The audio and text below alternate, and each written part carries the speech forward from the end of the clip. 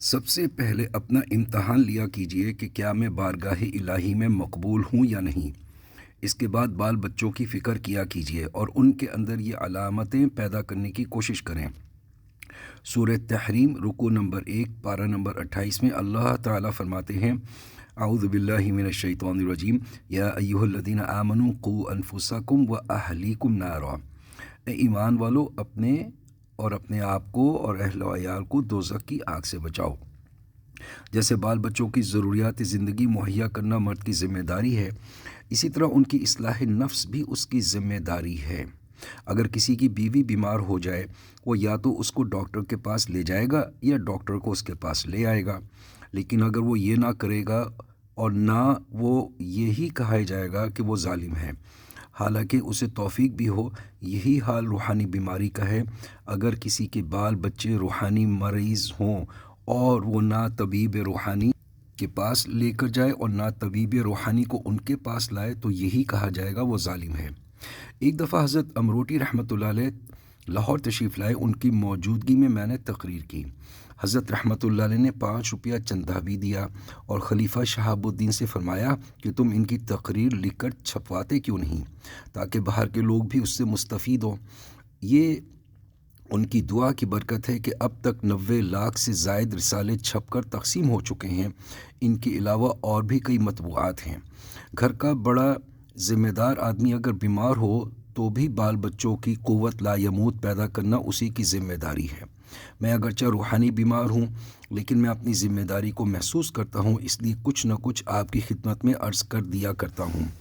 اب میں بارگاہ الہی میں قبولیت کی علامتیں عرض کرنا چاہتا ہوں۔ نمبر 1، اللہ تعالیٰ سورہ بقرہ رکوع نمبر 20 پارہ نمبر 2 میں فرماتے ہیں، اعوذ باللہ من الشیطان الرجیم، ومن الناس من يتخذ من دون اللہ اندادا یحبونہم کحب اللہ والذین آمنوا اشد حبا للہ۔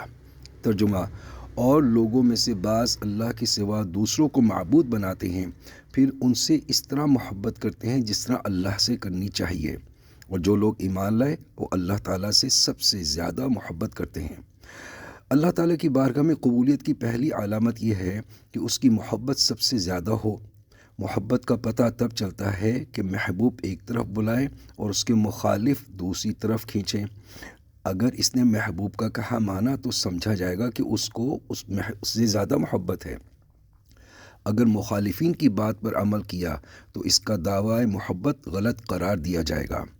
اگر انسان اپنے نفس، بیوی، اولاد اور برادری کے مقابلے میں خدا کی رضا کا خیال رکھتا ہے تو کہا جائے گا اس کو خدا سے محبت ہے، اور اس کی یہی کوشش ہوگی کہ اللہ اور اس کے رسول صلی اللہ علیہ وسلم راضی ہو جائیں۔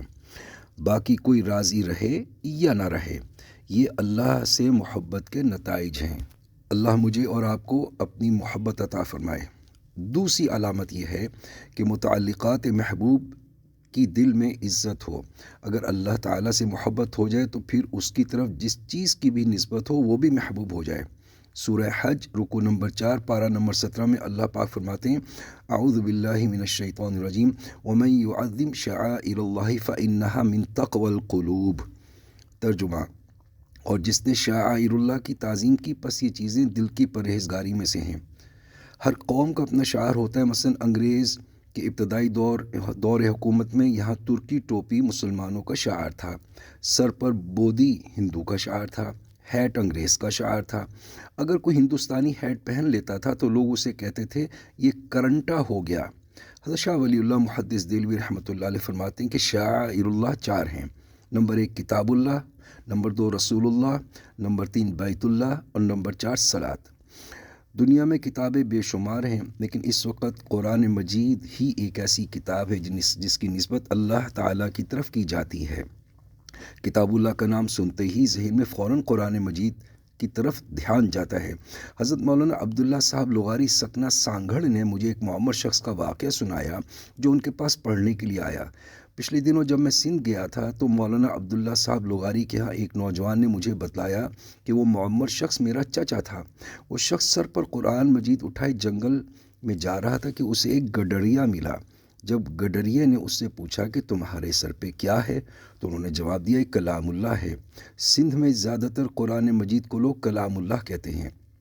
گڈریے نے کہا کہ مجھے کلام اللہ پڑھ کر سناؤ۔ اس شخص نے کہا میرا وضو نہیں ہے، جہاں پانی ملے گا وہاں وضو کر کے تمہیں سنا سکتا ہوں۔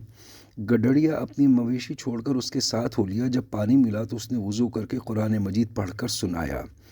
گڈریے نے پھر پوچھا کہ یہ بتلاؤ اللہ تعالی ہم سے کیا چاہتے ہیں تاکہ ہم اسی طرح عمل کر کے اس کو راضی کر لیں۔